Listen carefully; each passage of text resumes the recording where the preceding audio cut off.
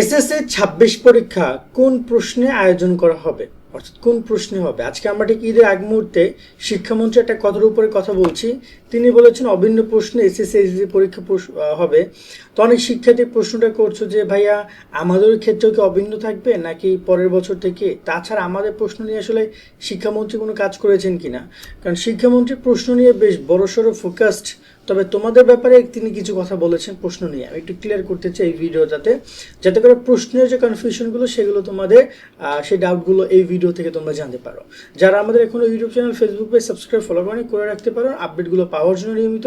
আর যারা আমাদের সাজেশন কোর্সে এখনো জয়েন হও না, বিস্তারিত দেখে নাও, চাইলে জয়েনও করতে পারো আমাদের কোর্সে। তুমি যদি এসএসসি ২৬ পরীক্ষা A+ পেতে চাও তাহলে এখনই যুক্ত আমাদের 290 টাকার সাজেশন কোর্সে। এই কোর্সে তুমি পাচ্ছ সকল সাবজেক্টের 90% কমন সাজেশন, অধ্যায়ভিত্তিক সৃজনশীল প্রশ্ন, সংক্ষিপ্ত প্রশ্ন, উত্তর সহ সকল বিষয়ের MCQ শিট, এছাড়াও ইংরেজি গ্রামার অংশ উত্তর সহ সকল অধ্যায়ের গুরুত্বপূর্ণ ক এবং খ প্রশ্ন, অনলাইন পরীক্ষার সকল আপডেট, গত 10 বছরের প্রশ্ন এবং দৈনিক রুটিন।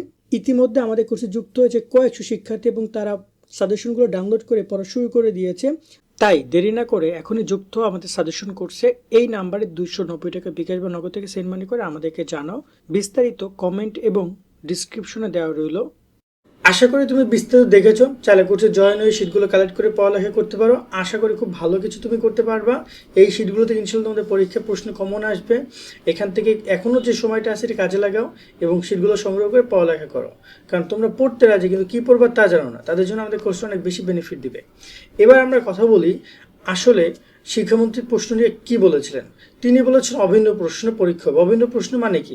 এখন যেটা হয়, গত বছর থেকে যেটা হয়েছে যে আমরা দেখেছি যে ঢাকা বোর্ডে 1 কোশ্চেন, কুমিল্লা বোর্ডে 1 কোশ্চেন, যশোর বোর্ডে 1 কোশ্চেন, মূলত এক একটা বোর্ডে এক এক রকম কোশ্চেনের পরীক্ষা হয়। বিষয় কিন্তু শুধু বাংলাই, বিষয় ইংরেজি, কিন্তু প্রশ্ন আলাদা হয়ে যায় বোর্ডের জন্য। কেন? কারণ প্রশ্ন ফাঁস রোধে যদি একই প্রশ্নে সব জায়গায় পরীক্ষা হয় তাহলে প্রচুর প্রশ্ন ফাঁস হতে পারে, অনেক প্রশ্ন অনেক ইজি হইতে পারে। এইসব কারণে তারা মূলত প্রশ্নকে একটু কঠিন করার জন্য এটা করছে।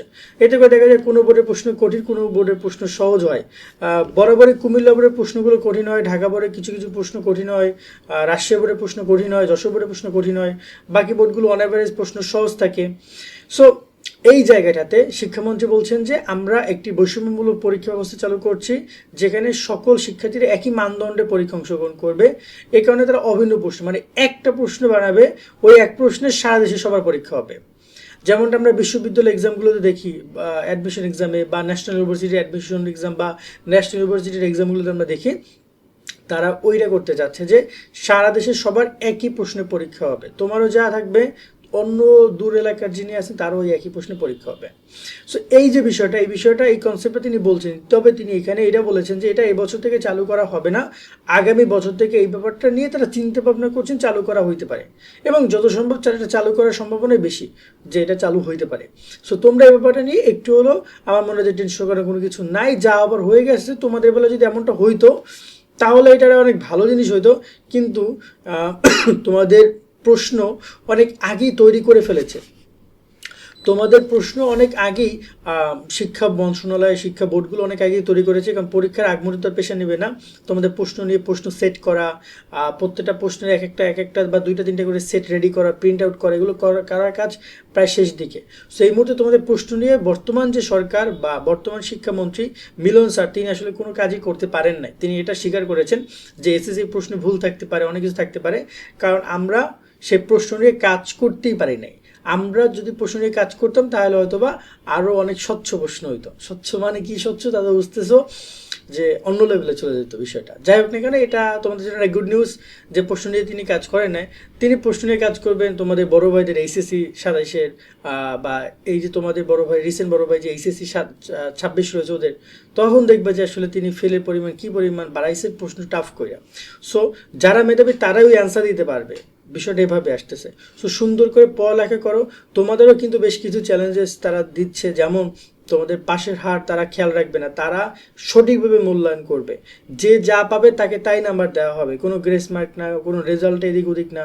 ওই যে পাশের হার বাড়ানোর জন্য তিনি সবাইকে নির্দেশ দিবেন যে সবাইকে পাশ করে দেয়, এমন তিনি কিছু করবেন না, মানে তিনি বলেই দিচ্ছেন। তো মানে বেশ কিছু চেঞ্জেস এইসব জায়গাগুলোতে আসতেছে, যেটা তোমাদের অনেককেই ভরাডুবি খাওয়াইতে পারে। সো সব কিছুর সমাধান পড়াশোনা করা, পড়ালেখা করো। আমিও অনেকে বলে আমি তোমাদেরকে ভয় দেখাই, ভয় দেখাচ্ছি। তো ভয় দেখায় কি বলতেছি? ভয় দেখায় বলতেছি যে তুমি গিয়া মানে আমাকে 500 টাকা, 1000 টাকা, 10,000 টাকা দাও, তা বলতেছি তা তো না। তোমাকে বলতেছি তুমি পড়ালেখা করো, আর কি বলবো? পড়ালেখা করলে এই ধরনের কোনো সমস্যা নাই কোনো, তখন তোমার জন্য সব কিছু ইজি হয়ে যাবে।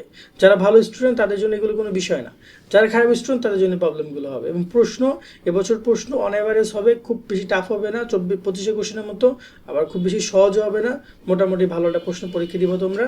তবে কিছু বোর্ড তো বিভিন্ন সময় বিভিন্ন প্রশ্ন কঠিন করে থাকে, তবে তো কিছু করার নাই। আজকের মতো আমরা এখানে বিদায় নিচ্ছি, সকলে অনেক অনেক ভালো থাকবা। আল্লাহ হাফেজ।